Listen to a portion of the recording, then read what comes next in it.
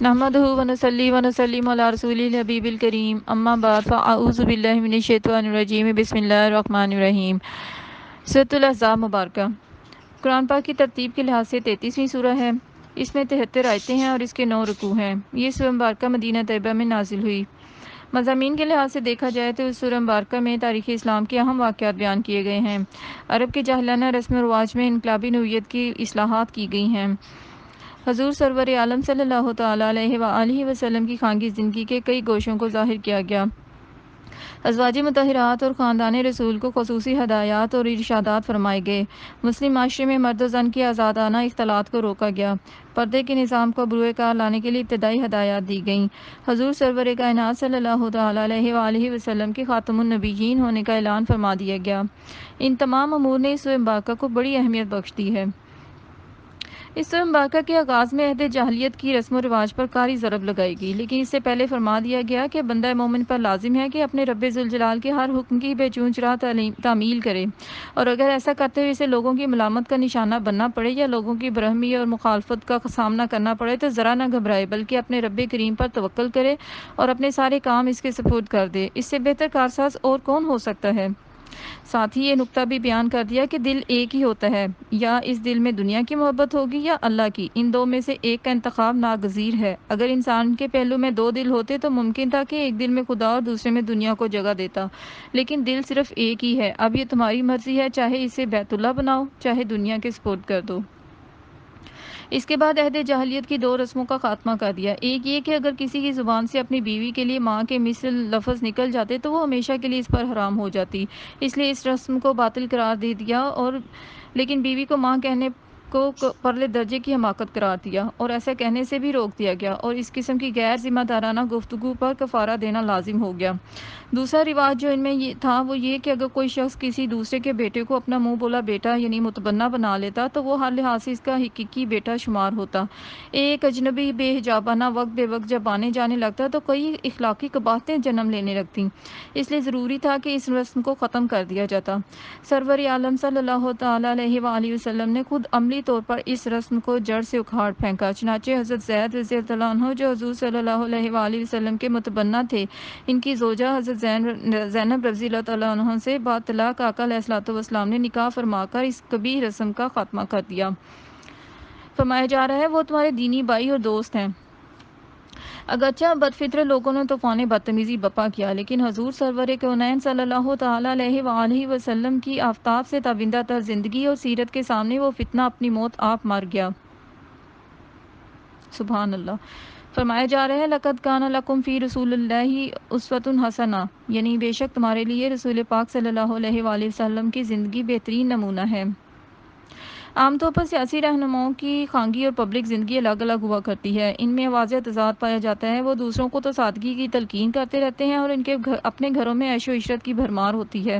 وہ لوگوں کو اعلیٰ کردار اور پاکیزہ سیرت کی تلقین کرتے ہیں، لیکن اہل خانہ کا دامن غفلت، سہل انگیری اور طرح طرح کی آلودگیوں سے ملوث ہوتا ہے۔ لیکن رہبر انسانیت صلی اللہ تعالیٰ علیہ وآلہ وسلم کے اہل بیت کو حکم دیا جا رہا ہے کہ اگر تمہیں دنیا کی آسائشیں اور آرائشیں عزیز ہیں تو پھر تم اللہ تعالیٰ کے محبوب کے گھر کی زینت نہیں بن سکتی۔ سارے خاندان نبوت کے لیے اخلاق، عبادات، تزکیہ باطن اور پاک نفسی کا ایک مخصوص منشور پیش کیا جا رہا ہے۔ انہیں ان کے بلند مقام کا احساس دلا کر ان کی عظیم ذمہ داریوں کو نبھانے کا تاکیدی حکم دیا جا رہا ہے۔ پردے کا جو حکیمانہ نظام قرآن کریم سارے مسلم معاشرے میں نافذ کرنا چاہتا ہے، اس کے ابتدائی احکام یہاں ذکر کر دیے گئے۔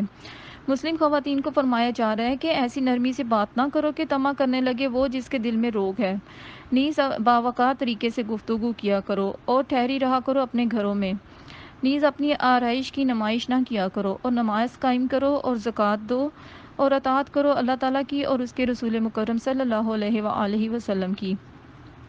ان تمام امور کے علاوہ اللہ تعالیٰ نے اپنے محبوب کریم صلی اللہ تعالیٰ علیہ وآلہ وسلم کو جن خصوصی انعامات عظیم احسانات اور غیر متناہی کمالات سے سرفراز فرمایا ہے، ان کو بڑے دلنشین انداز میں اس سورہ مبارکہ میں بیان کر دیا گیا تاکہ جنوں انس بلکہ ساری کائنات کو پتہ چل جائے کہ وہ ہستی جو قرآن کریم جیسی عظیم المرتبت کتاب لے کر تشریف لائی ہے، اس کی شان اپنے بھیجنے والے کی بارگاہ میں کیا ہے، تاکہ کوئی کن ذہن کسی تعویل سے اللہ تعالیٰ کے محبوب مکرم صلی اللہ تعالیٰ علیہ وآلہ وسلم کی بلند شان کا انکار نہ کر سکے۔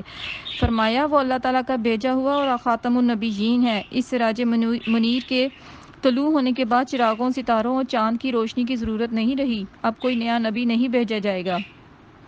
نیز فرمایا وہ سب صداقتوں کی سچائی کا گواہ، اس کا وجود، اس کی صفات، اس کے اقوال، اس کے اعمال، اس کے سارے احوال اللہ تعالیٰ کی طرف دعوت دینے والے ہیں۔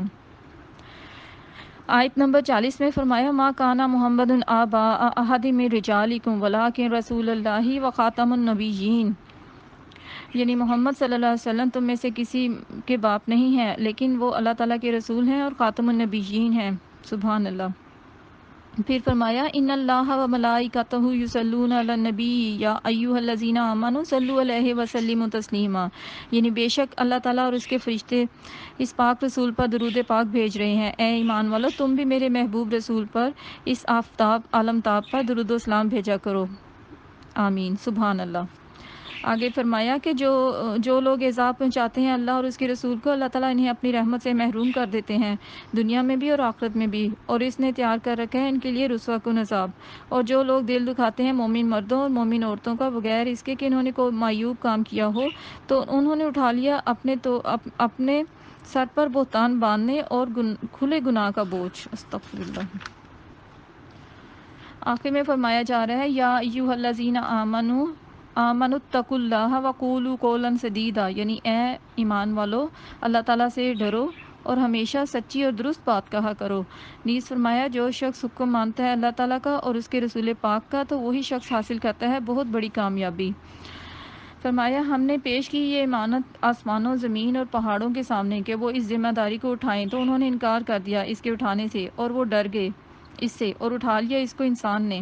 سبحان اللہ۔ اللہ تعالیٰ سے دعا ہے کہ حق سچ کہنے کی توفیق عطا فرمائے اور ہم سب کو قرآن پاک کے احکامات پر دل و جان سے عمل کرنے کی توفیق عطا فرمائے اور صرف اللہ پاک سے ڈرنے والا بنائے، اور ہم سب پر اپنا خصوصی کرم فرمائے، اور اللہ تعالیٰ ہم سب پر اپنا خصوصی کرم فرمائے۔ آمین بجاہ سید المرسلین خاتم النبیین محمد مصطفیٰ صلی اللہ علیہ وآلہ وسلم۔